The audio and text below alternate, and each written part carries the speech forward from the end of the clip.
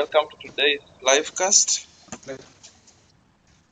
I'm so excited that we are progressing what we began on Facebook Live last week.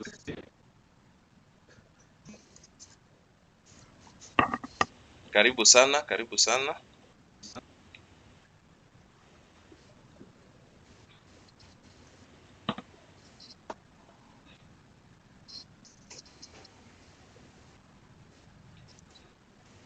I want to believe you've had a good day.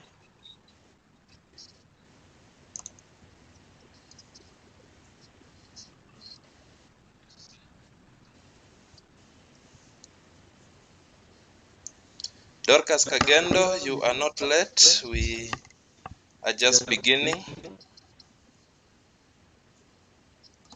Japheth Otueno, good to see you there.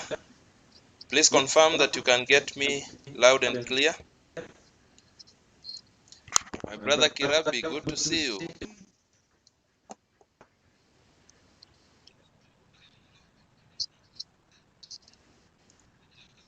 Please confirm that you can get me loud and clear.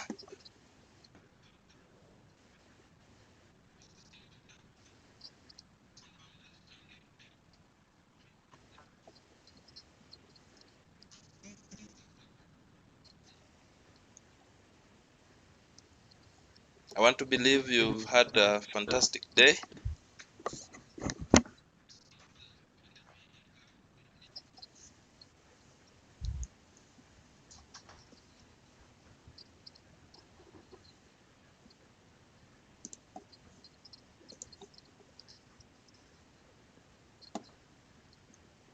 Thank you, Kirabi, for that confirmation. Japheth, you're saying on and off.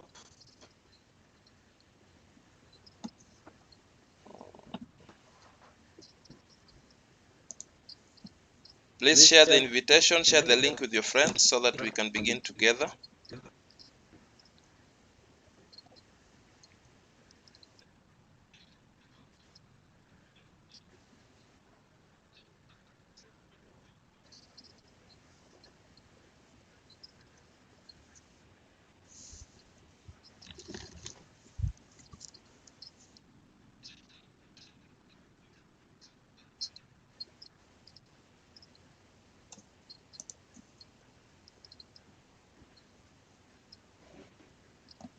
Aha, thank you, Japheth, for that confirmation that we are better now. We began this conversation last week on Facebook Live. We've had a number of Facebook Lives before, and especially in the month of July, where we were talking about breaking free from the trap of debt. And so all the 4 Tuesdays of July, we were talking about breaking free from the trap of debt. And last week we began this conversation, managing life on reduced income.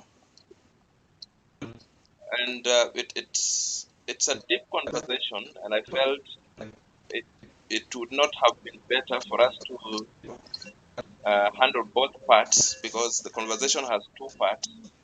The first part is the non-financial response to a situation of income reduction, and the second part is the financial response to a situation of income reduction. So last week we looked at the non-financial response to reduction of income. When you get faced with a situation where your income is reducing, how do you begin to adjust yourself? How do you begin to adapt to that reality? What changes are practical to you? What can you begin to do that begins to give you the feeling that you still have some control over your life? Because a lot of times when such things happen, many people get thrown off balance. You begin to find that you have a feeling that you no longer have the control that you used to have when your income was complete, or at least when it was coming the way it ought to come. And so last week we were looking at the non-financial response. Before you begin to ask yourself how you will manage the money, it's important first of all to understand how you will manage yourself, because that is very important. Because if you lose yourself, yet you have very good um, money management skills and tips, you may not be present to practice them. So that is why it was important for us to first of all examine how to manage ourselves, how to manage our mind, how to stabilize our emotions, and that is what we were handling last week. And we agreed in principle on a number of things. We agreed, for instance, that when people get faced with the reality of income loss, it begins to affect different people differently. There are people who will be stressed, and stress is common for so many people at that level. And stress is simply a reflection of the fact that you are facing pressure. Society is exerting more demands on you than you can actually meet, and every time you feel that society is demanding more from you than what you can supply, then a situation of stress emerges. And we say that all these feelings are valid, but they should not be allowed to stay with you for long. They should not be allowed to persist. There are people, we said, who whenever they sense or they hear or they get communication that their income will reduce, they quickly find themselves in a situation of fear.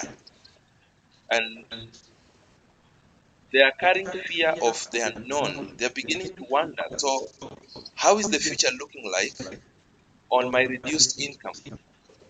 How am I going to hack with the reduced income? And they begin to feel that they do not have adequate control over that future, uh, over that future that is unknown. And so that fear of the unknown might begin to cripple them. We also said that some other people begin to have anxiety. They begin to get anxious. So what lies ahead? So what is life preparing for me? How will I handle what is ahead of me? And that anxiety should also not be allowed to persist, because when it persists, it has the potential to degenerate into what we call anxiety disorder, where you begin to entertain thoughts of um, wanting to surrender to the situation, feeling like you will not make it, you will not survive with the reduced income.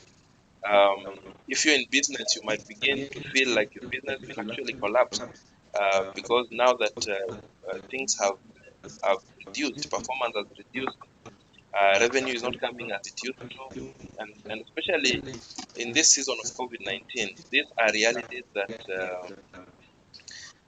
we have encountered and we continue to encounter. So we also say that when people get faced with anxiety, those that will be anxious, this anxiety, if it's mixed with fear, it also has potential to degenerate into anxiety disorders. And in the worst case scenarios, it can also sink into depression. And then we mentioned that some people, I'm just doing a recap for those who did not join us last time. Some people also get angry. Yeah, they feel like life has been unfair to them, and they become angry at the system. Some people have confronted their employers. Some people have gone physical with their employers because they feel that it's unfair for the pay cut to affect them. So at the end of the day, we agreed that when you're faced with this situation, how it will affect you depends on whether you choose to react to it or to respond to it. And sadly, many people begin by reacting to it. And we say that reacting is defensive. does not allow you chance to think through it, does not allow you chance to process what is happening, so that then you can come up with the best solution for the situation that is befalling you.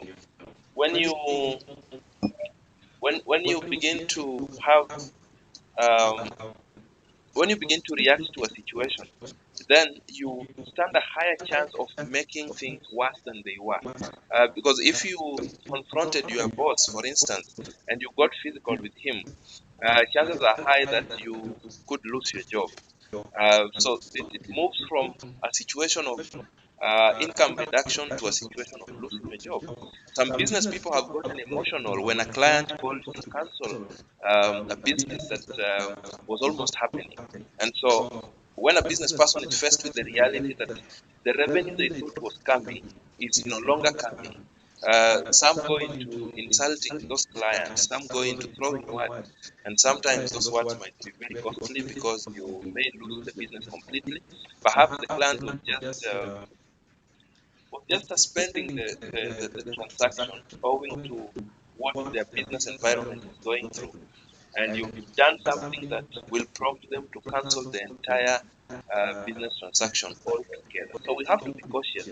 And I invited all of us then to embrace um, responding to situations instead of reacting to them. And then I shared the non-financial response, the things that you begin to do that will help you, will put you in a better position when you are faced with that situation. They will put you in a better position to stabilize your mind, to stabilize your emotions, so that then we can begin what we want to do today, to look at the practical tips that can actually help you when you're facing a situation where your income is reducing.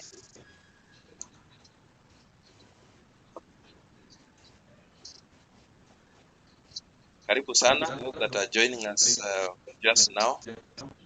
Please share this with your friends so that we can learn together.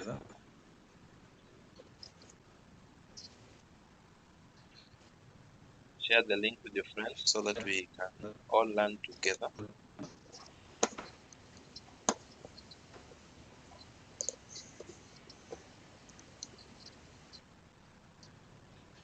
Sophia Ali, good to see you. My brother Charles Gashusha, thank you very much for joining so that we may learn together. So very quickly, for those who were not with us last week, these are this. I just want to do a quick recap of the 7 non-financial responses to a situation where your income has reduced. So that then we are on the same page, then I quickly swing into the lesson for today. So the first thing that I suggested, and especially for those that are in employment and even those that are in business, is that when you are faced with a situation of income loss, the first thing that you need to do is to understand the nature of the income reduction. If you are in employment, the first thing to do is to understand the nature of the pay cut, or rather the origin of the pay cut, the genesis of the pay cut. What has occasioned the pay cut? Why has the boss suggested that everyone in the office will take a pay cut? What is this that has necessitated that? And I say that when you take time to understand what has necessitated the origin, the genesis of the pay cut, then you begin to allay fears that this could be victimization. You begin to understand that if that perhaps this is circumstantial, this is occasioned, for instance, by the realities of COVID-19, and this is not witch hunt.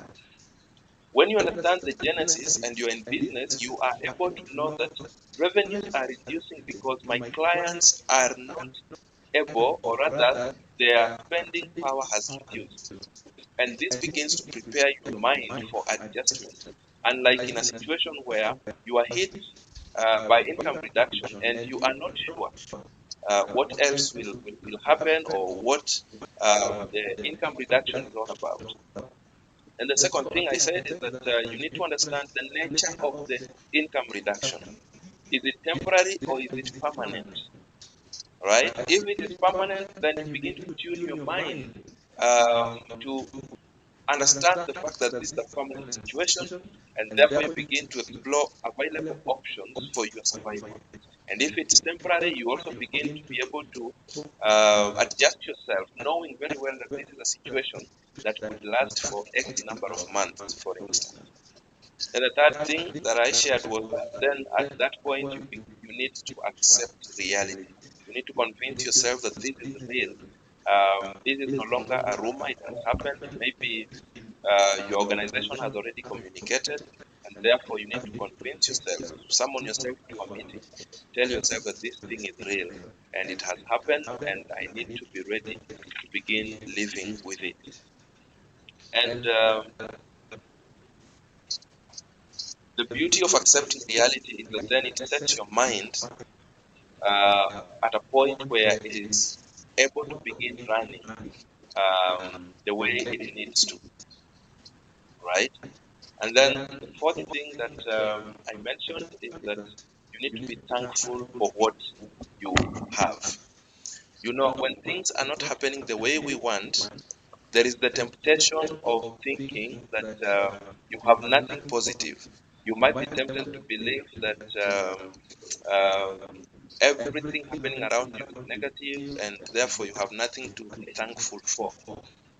And I explained the beauty and the magic of gratitude. When you take a moment to be thankful, then you begin to create a positive environment.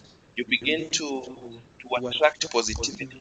You begin to make things begin to happen, because you begin to see good things happening around you. Unlike when you resign to the fact that only wrong things are happening around you. So it is important to take a moment and to appreciate and be thankful for the good things that are happening around you.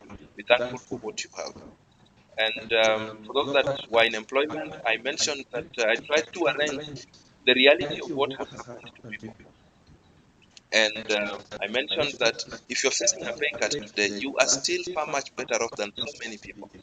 There are people at the top of the hierarchy who still earn 100% of what they used to earn.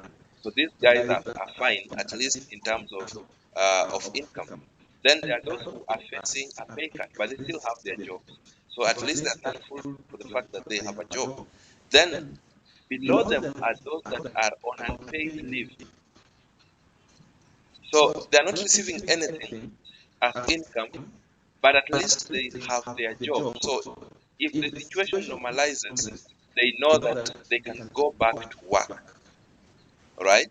So these are the guys who are on unpaid leave. But at the bottom of that hierarchy, we have guys who have lost their jobs. So everyone has a reason to be thankful to God. Everyone has a reason to be thankful to God um, for what they have.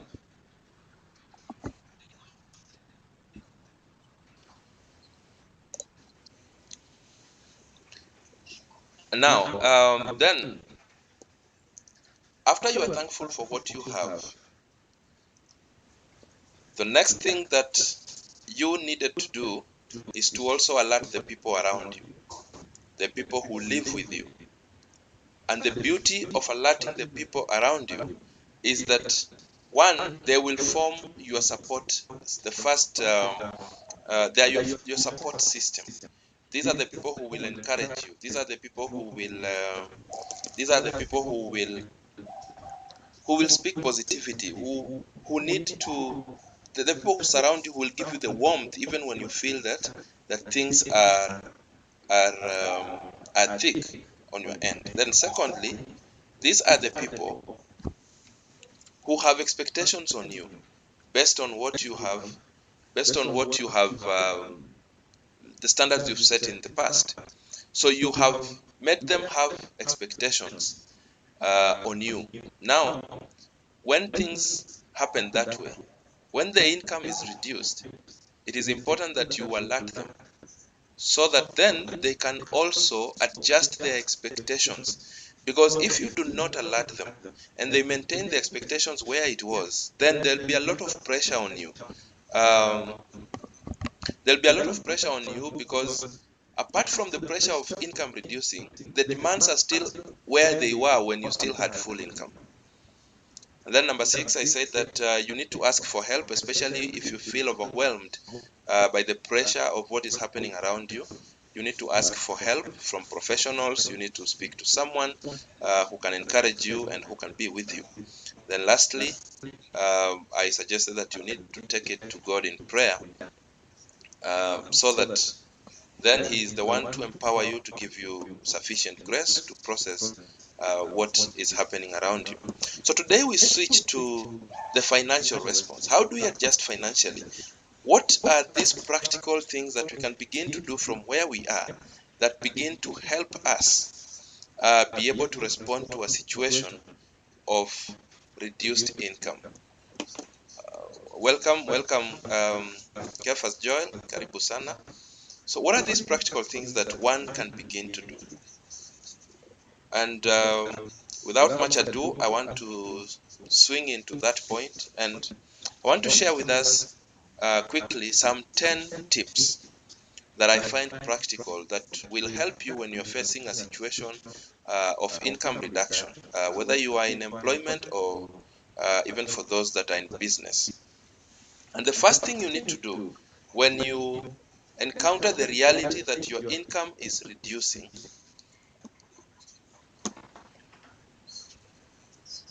the first thing you need to do is to establish your current financial position. So your boss has called you if you're employed, and or rather you've received communication that your income is going to reduce. The first thing you need to do is to ascertain your current financial position. And 3 things are important here.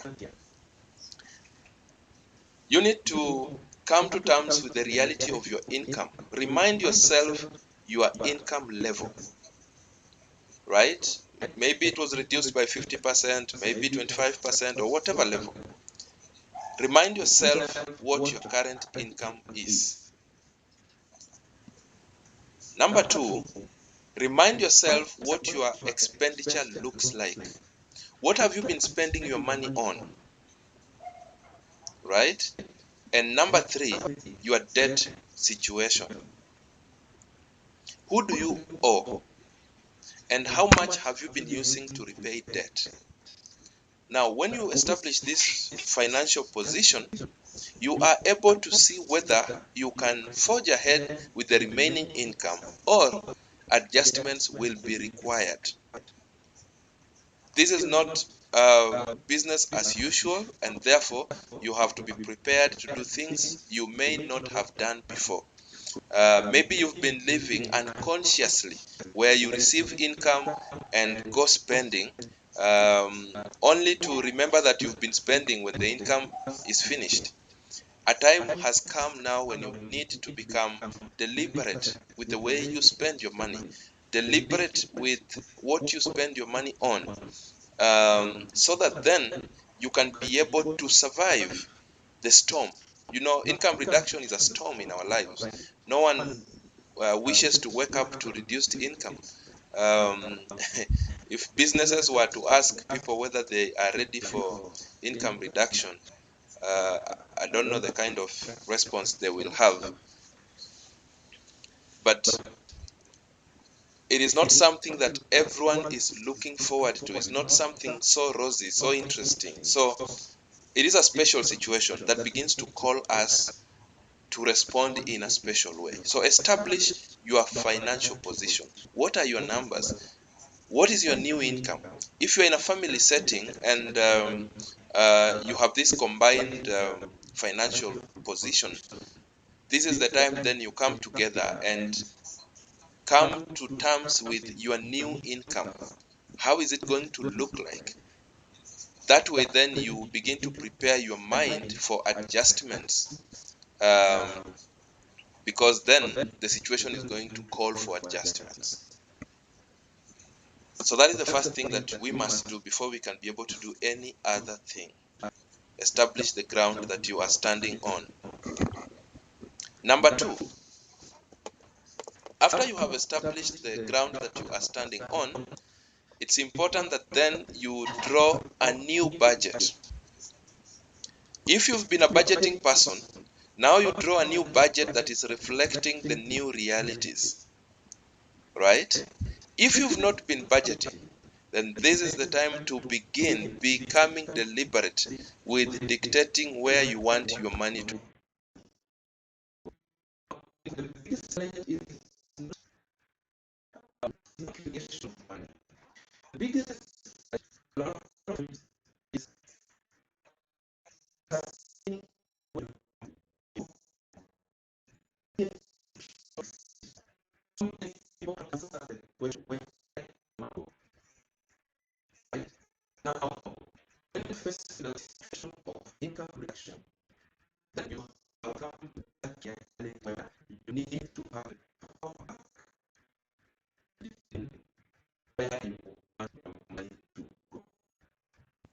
So you need to draw a new budget. And as you draw a new budget, I suggest that you list essentials and non-essentials separately.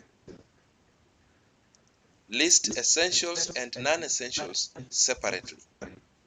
That way, should there be need for adjustment, you know the things that you will need to touch first.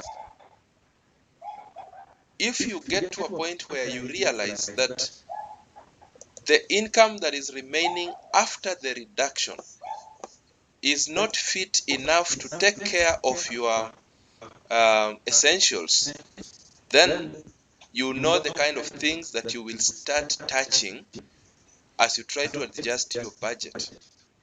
So list your essentials separate from your non-essentials as you draw this new budget.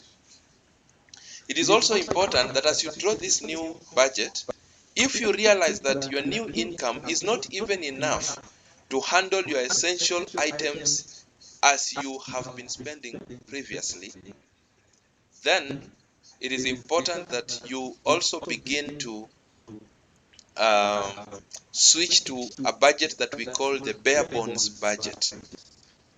A bare bones budget is a survivalist budget, is a budget that contains the bare minimum, right? Where you sit and ask yourself, for me to survive this special season, what are these items that I will need if I'm not to go into any debt for consumption?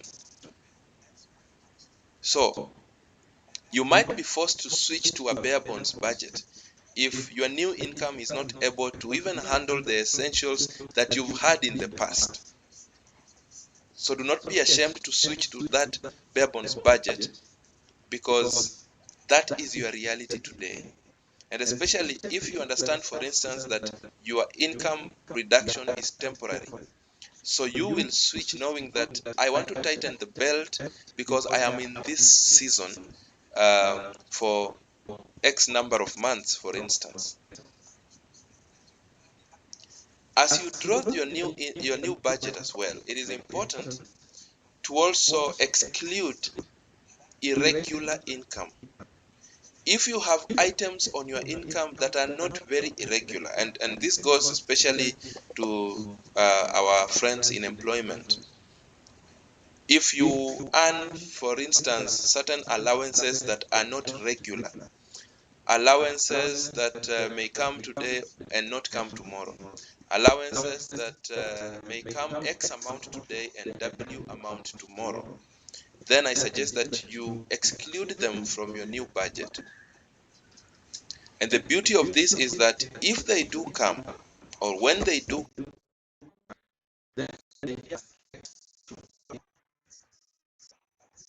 you are able to set them, for instance, something else. Therefore,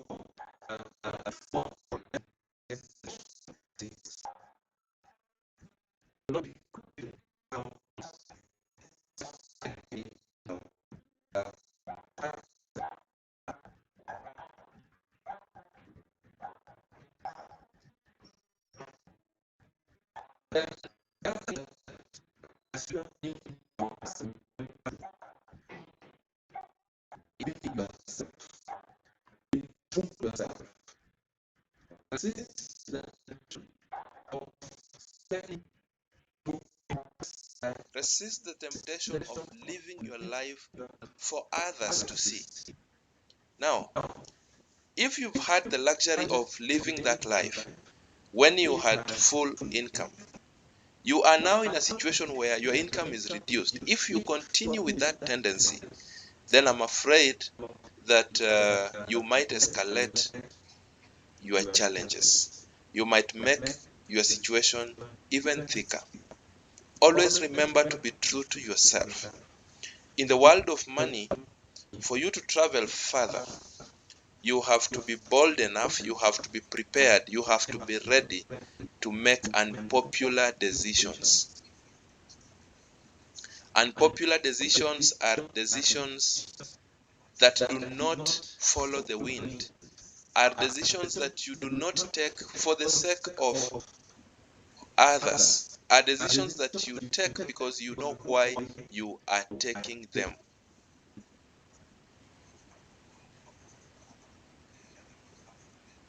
So that is why I suggest that you must remember to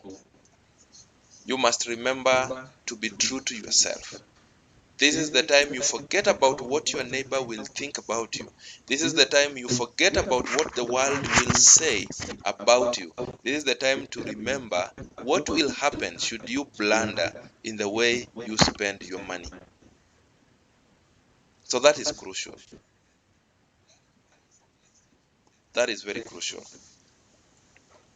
So that is the second thing that I will suggest that you do. After you have ascertained your financial position, draw a new budget and list separately the essentials from the non-essentials. That will help us know where we need to touch should we need to touch something. The third thing that I suggest that if you did, it will help you be able to respond to this situation much better, is that you may need to cut back on non-essentials. Let's say your remaining income after reduction is enough to handle your essential expenditure and perhaps remain for a few more other things. It is important in this season because I need to mention here that when you are facing a situation of income reduction, you have to switch to conservative mode. You have to switch to conservative mode because it is business unusual, right? So you may need to cut back on your non-essential items. Okay? Now here you might need to change the frequency or the percentage that you spend on these non-essential items. For example, if you've been going out to entertain yourself every weekend when your income was full, and a time has come when that income has reduced, you may need to change the frequency, right? That is, if your remaining income still has room for some little entertainment, then you may need to change the frequency from weekly maybe to twice a month or maybe once a month. Again, you are not doing this for any other person. You are doing this for yourself. I've also encountered some people who are so programmed in the way they spend their money, and they have said, for instance, that they have to spend, say, 10% of their income on clothing, and they're so religious to it, to the extent of buying clothes every month to a tune of 10%. So if they have to continue that way, then this is the time when they may consider reducing that percentage from 10% maybe to 5%. to reflect the reality that has befallen them. Okay, so you may need to change that particular frequency or percentage. Another thing you can do as you try to cut back on your non-essentials is to look for alternatives, is to source for alternatives. Look, there are so many things we spend our money on, especially when we feel opulent enough, that sometimes do not actually make sense in our lives. Sometimes we actually do not need them, or do not need them in the quantities and the magnitude in which they do come. You see, look at television, for example. So many people are on pay TV. But have you ever sat down to ask yourself, what percentage of the content you have on your TV do you consume? There are people who have subscribed to the highest television offers, yet their consumption is actually that of free-to-air option. When you sit down to look at the time you spend on TV and the channels that you watch, you might actually realize that you are actually paying for nothing. Some people could easily make do with the lowest packages. So check your television, for example, your subscription, and see what is it that you can do to save from that front. Look at internet subscription, for example. There are people who have subscribed for speeds that are good for offices with 100 employees, for instance. But they live alone. They could easily make do with the lowest speeds without even noticing the difference. So look at them and see, is it possible to get alternatives? Is it possible to still get the same services from competition at the same convenience, but at a reduced cost? Look at telephone, for example. How much do you spend on airtime? You know, this looks like a very small expenditure. Very many people do not actually take a moment to check back and see how much they are spending on airtime. Is it possible that buying airtime in smaller quantities is costing you?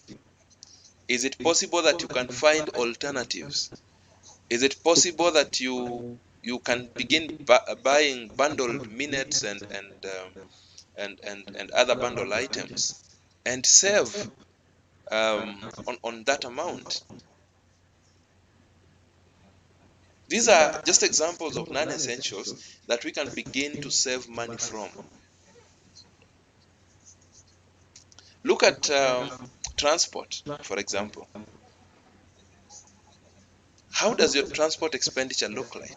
How do you transport yourself from point 1 to point 2? Do you drive yourself? Do you use taxi? Do you use public means? How does your transport look like? Is there something you can do on your transport options that will also help you save a few coins at the end of the day? Remember, we are saying we are responding to a special situation. We are responding to business unusual, and this could be temporary. So we are adjusting ourselves so that then we maintain peace of our mind, because we need a stable mind to process answers, to process solutions to various life challenges. So if we allow our minds to get lost because our income has reduced, then that begins to be dangerous for us. Again, karibu sana those that have just joined us. We are handling this conversation, how to manage life on reduced income, whether you're in business or you're employed. Times have changed. COVID-19 has brought realities to some people, actually to majority of the people, realities that we never knew would come, realities that a lot of people had never prepared for, a lot of people had not foreseen. Actually, very few people, if any, foresaw this thing getting to where it is. And so many people have had their income reduced for one reason or the other. Thank you, Esit Oili. Good to see you after so many years. Karibu sana.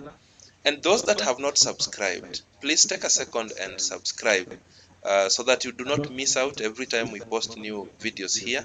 As you will be seeing, there's plenty of videos here. There's also the By the Way series, the short videos that I send frequently to just give you that by the way moment to make you tell yourself, by the way, I never thought about it this way.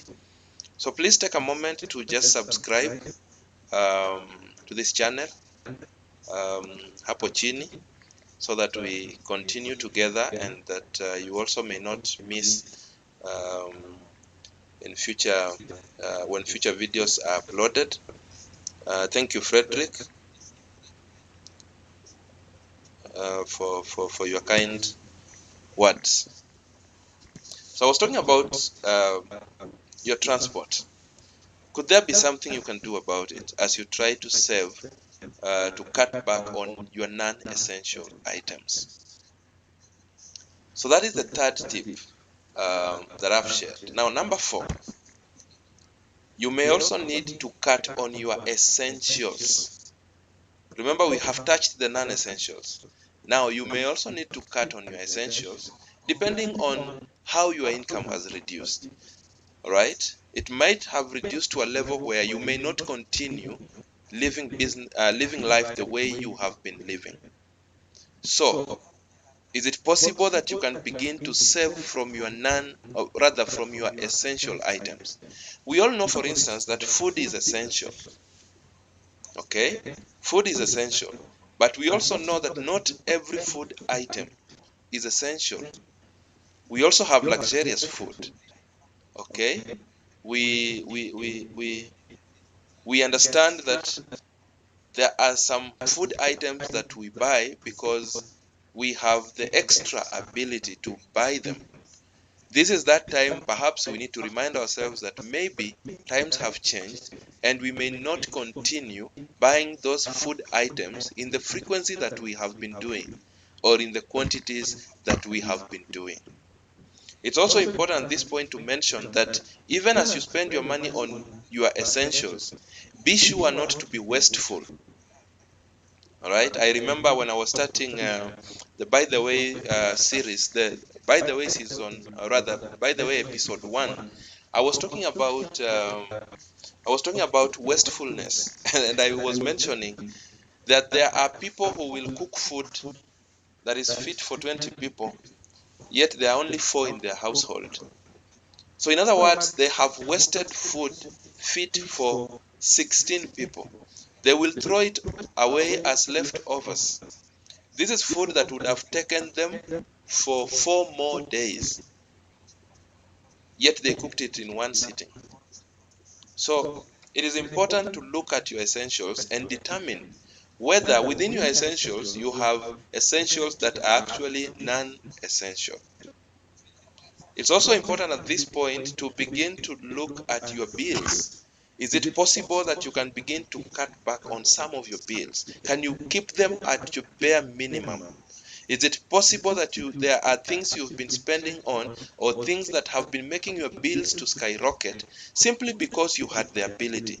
Is it possible then that today you can begin to check the things that bring about your bills and see whether there is something you can do to bring your bills down? Look at electricity, for example. Is it possible that you have had habits that are costly, habits that have contributed to your bills going so up high? Is it possible that you can do something to reduce those bills? Right? Look at water, for example.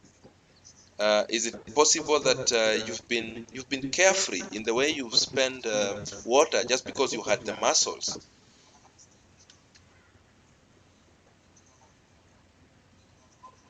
Another very important tip under point 4, as you try to save from your essentials, is that you might also need to change how and where you shop. You know, when you have money, money is interesting.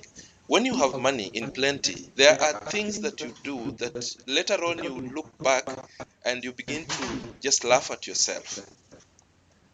There is a way you spend your money that that later on when you look at it, you just laugh at yourself. There are people who will travel, right? They live on Gong Road, but they will travel to shop at TRM on Thika Road every month. It never occurs to them that they are spending fuel to go and shop on Thika Road, right? Just because they are able. But now a time has come where the income has reduced. And now they need to sit down and evaluate the practicality of such a shopping model.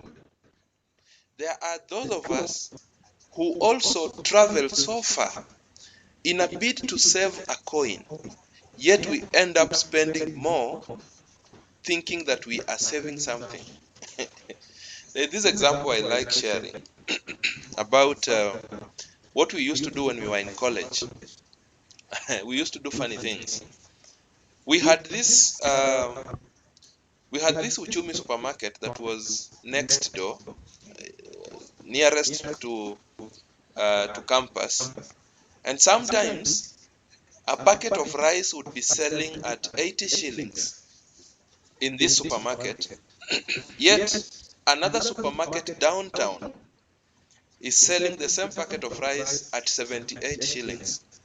In a bid to save 2 shillings, we would walk all the way to downtown and buy that packet of rice and then walk all the way back. By the time we are getting back to campus, we are tired, we are exhausted, and we are hungry. So what did we do? We will pass by the tuck shop and buy 2 mandazis, boil some water and take the mandazis with the water. Now here is the maths. You avoided to buy this item where it was costing 80 shillings and is next door. You would simply walk in, buy, and go back to your room without feeling tired, without feeling exhausted, without feeling hungry. You were trying to save 2 shillings and you went and acquired the thing at 2 shillings less. But you are now back and you have spent 10 shillings buying mandazi because you feel tired and because you feel hungry, courtesy of the journey that you have gone to do that shopping.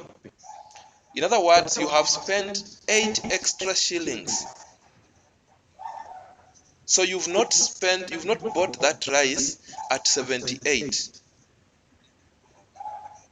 right? You have actually bought it at 86 shillings because on top of the 78, you have also spent, you actually have bought it at 88 shillings. You've spent an extra 10 shillings that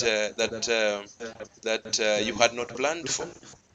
So we have to begin looking at our shopping patterns critically to see whether they are making sense. Maybe a time has come where you need to start shopping in bulk for some items that carry discounts associated with bulk buying to save you money. Okay, it's also important to also compare prices. Take time to shop around and see. Again, remember what we said. Do it for yourself. This is not the time to say, I shop at place X to make a statement. You see, when you do things to make statements, when situations get thick and you find yourself borrowing for consumption and you get trapped in debt, when you are not able to put food on your table, the people you tried to impress are no longer there. When you are not able to pay your children's school fees, the people you struggled to impress are not there with you. If anything, I also dare challenge you to go ahead and also show them that you are no longer capable of paying school fees, that you are no longer capable of fueling the same car that you always wanted them to see you driving in. This is real life. The day we begin doing things for our own selves, the day we begin doing things for reasons that are true to us, for reasons that are original to us, that is the day we begin to make strides in the positive direction.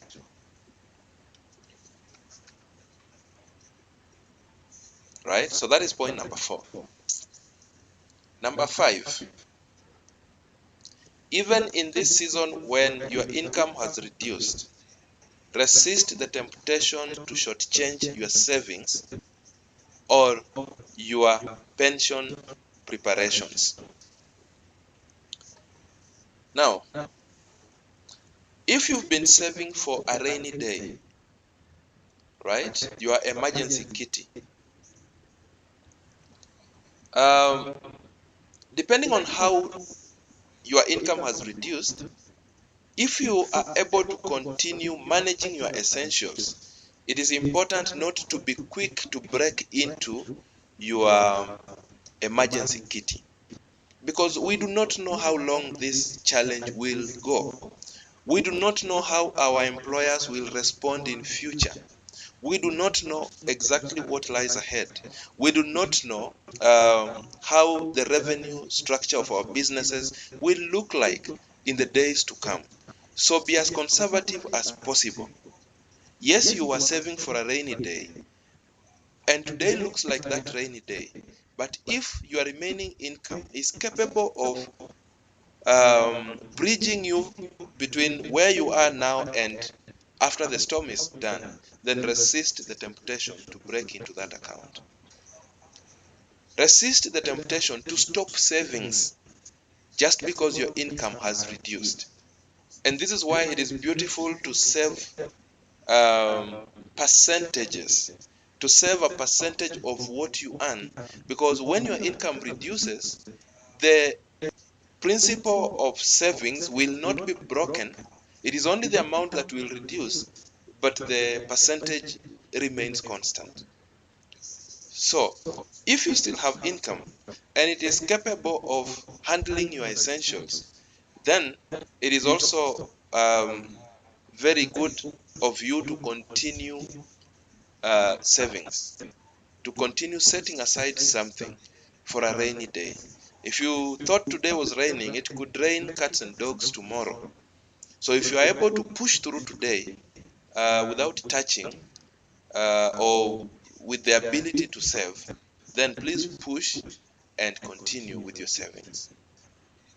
Now, those of us who are preparing for retirement, you've been contributing to your pension scheme. There will be a temptation, and this I have encountered in so many places where I have shared this message, places where organizations are forced to have the employees take up a pay cut. And I've met the reality of people telling me that they have broken into their pension accounts. There will always be that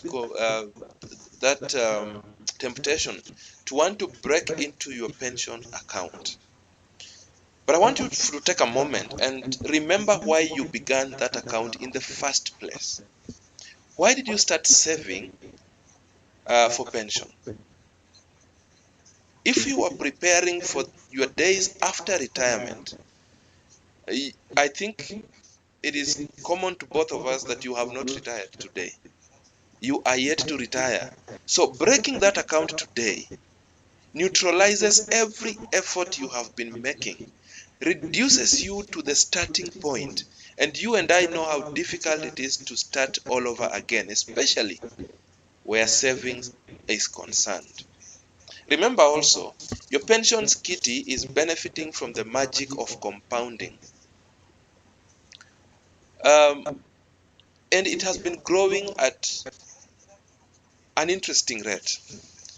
When you break into it to withdraw a portion of it or all your savings into it, then you're beginning to lose the income, or rather the returns that have been coming from it, you're beginning to affect that future, because that future must come.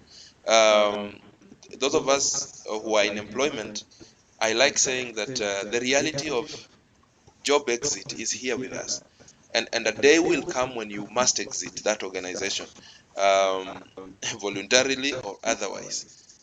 At some point, we will exit the organization. So, if a time comes where you have to exit through retirement, and you broke that account, a time where you had not reached a dead end, you will look back and regret and wish that you never touched that account. So if you are able to run at least your essentials, resist the temptation of touching your pensions account. If I were to share the experiences I've had with people, sometimes it gets so emotional. Sometimes you meet an old man who has 1 year to retire, and they narrate the reality of what they perceive their retirement to be, and you don't want to be in that position. I've had the privilege to spend time with people who have retired, um, um, to also tap into the reality of that world, even as I also share some tips with them. And I can assure you that the reality post-retirement is a reality that is also unmasked, is a reality that is real, is a reality that depends on our choices today, is a reality that will either haunt you if you made wrong choices today, or a reality that will will um, will support you when that time comes. All right? It You do not want to be that person who wants to regret the choices that you made during your uh, during your youthful days, during the days when you were capable of making choices that would support that particular future. So as much as it's possible, resist that temptation. Number 6, constantly monitor your expenditure. As I mentioned earlier, the biggest challenge in the world of money is not just making money. It is being able to manage your expenditure. It is being able to know where your money goes, being able to be in charge of where your money goes. And that is crucial. So during this particular phase, during this season, when your income has reduced, it even calls for more deliberate effort for you to determine where your money goes. The only way to tell whether your money is going where you want it to go is by you monitoring where your money goes. So it is not enough to draft a budget. It is not enough to sit and say, I want my money to go to place A, B, C. It is enough to follow up and actually confirm that after the money has landed in your hands, you have actually taken that money where you had purposed it to go. So keep monitoring your expenditure. Keep tracking how you are spending your money. It is very crucial. Number 7, address your debt situation. If you've been in debt, maybe you've been repaying your debts well, but now that your income has reduced, you are faced with the reality that you may not be able to continue servicing your debt as you've always done. You need to pay attention to your debt at this time. Do not run away from your lenders. Do not imagine that this is not the right time to think about your debt. Do not switch a deaf ear to your debt situation. The reason is, as we said earlier, reduction of income is likely to be a stressful um, thing for so many people. And you do not want to add on top of that stress, on top of that pressure, the pressure from your lenders. When your lenders are pushing you for their money simply because you have run away, simply because you are no longer picking their calls, simply because you are facing the reality that you can't continue paying, and therefore you feel ashamed about it. Excuse me. So pay attention to your debt. Do something about it. Reach out to your lenders, for instance. And the conversation of debt is huge. It is not a conversation that I can handle in one sitting. And that is why in July we did 4 lives to tackle the single topic of breaking free from the trap of debt. Right? So it is not something that we can do in one sitting. But I'm here tonight to remind us that we need to pay attention.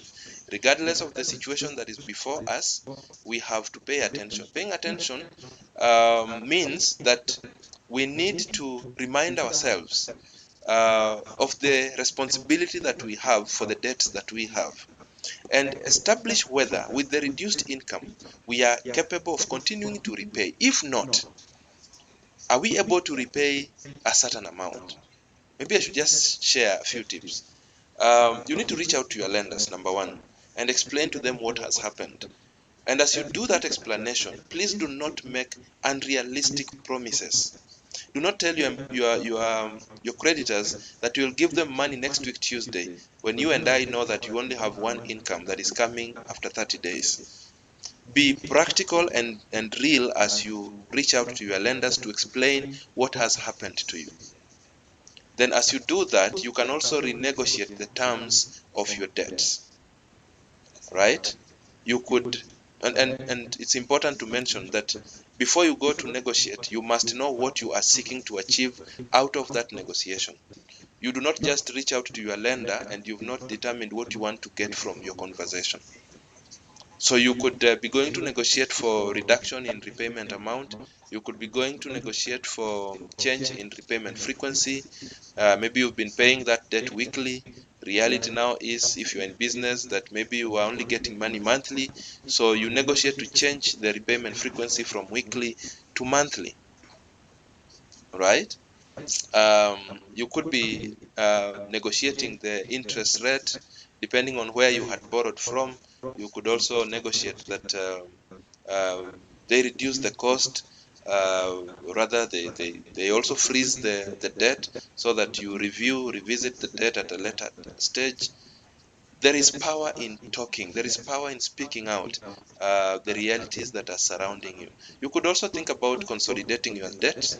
If you've borrowed from very many places, maybe you've reduced those balances in those different places, you could think about getting the cheapest source that can pay off the other sources so that you remain with one debt, and that has the end effect of reducing the cost of debt. It has the end effect of bringing back something to your disposable income.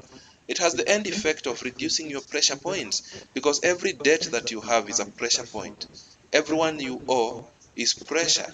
So you want to keep pressure points at as low as possible, as minimal as possible, right? So pay attention to your debt. If you want more detail about debt, please grab yourself a copy of my book, Breaking Free from the Trap of Debt. This is what that book looks like.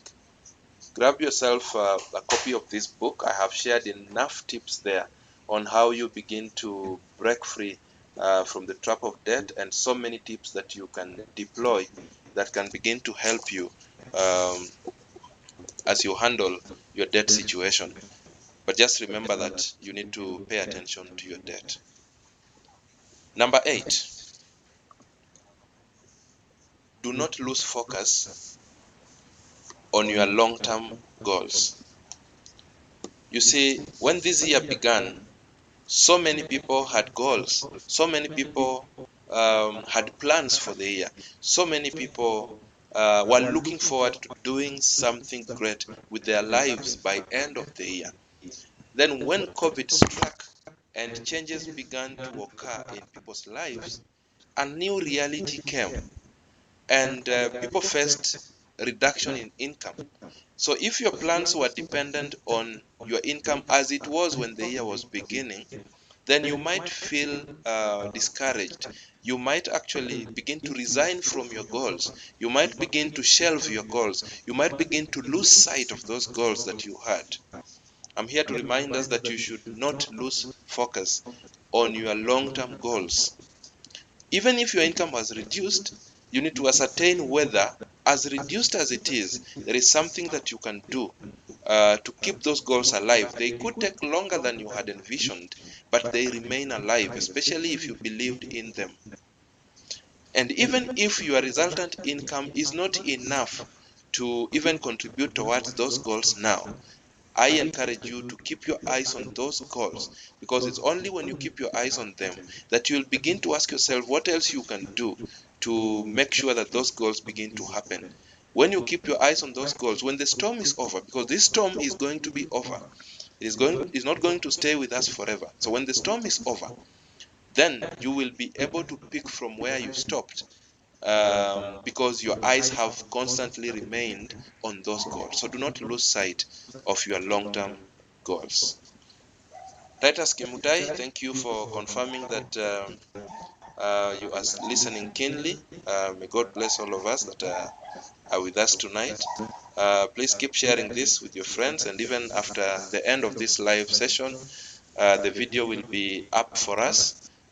Please share the video with others so that then we can continue to learn and encourage one another, especially at a time like this. Once again, if you've not subscribed to this channel, please take time, a few seconds, to just press that subscription button down here, so that then you do not miss out every time I upload new videos to this channel, and you also become part of this community of learning. There are so many other live sessions coming. So what we've done is that we moved this live from Facebook. Part 1 was done on Facebook last week. And then I also got feedback from some of us that are not very active on Facebook, and then so we chose to move to this platform, and so far so good. Number 9, avoid high risk investments. Avoid high risk investments. Your income could have reduced, but you still have some muscles to carry on with your investment plans. Now, this is not that time to fall prey to the promise of higher returns. You know, high returns trigger some emotions in so many people, and that is how pyramid schemes have been able to survive, because they ride on the promise of abnormal returns. They ride on the promise of returns beyond our imagination. So when someone tells you that if you place your money here, in the next 3 or so weeks, your money will have doubled, your money will have tripled, it begins to trigger some emotional it begins to trigger some emotions of excitement in so many people, and so many people begin to make their decisions at the emotional level.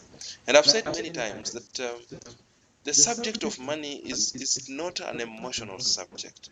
The subject of money is a logical subject. The subject of money calls on us to deploy some thought, some reason, so that then we can be able to be real to our money story. Right? So that is the reality of the subject of money. So do not fall prey to the promises of doubling your income, the promises of giving you high returns, and you put your money, the little that you have been able to accumulate, in a venture that is high risk. This is a season where we are protecting capital. This is a reason where we want to stay with our capital for as long as possible. That does not mean that we will stop investing. It is not fancy to sit with money idling. Every money should be bringing something. However, we also have to come to terms with the reality that there are seasons, and there is a season that begins to call on us to be a little cautious, a little conservative. You cannot compare a season when money is flowing at a higher rate with a season when money is not actually certain.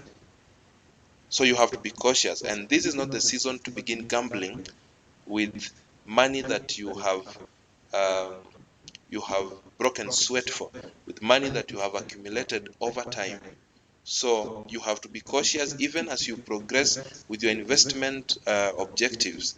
You have to remember that in this season, you have to be cautious as you evaluate the risks that are involved in the ventures that you want to put your money in. Be sure to mitigate those risks as much as possible, but do not fall prey to the promises of high returns for the sake of high returns. And lastly, number 10, think income. Think income. It has never been real to us. It has never occurred to us in clear picture like it has in recent times that dependence on one income is a handicap. I think, we've been talking about this and it has always looked like theory.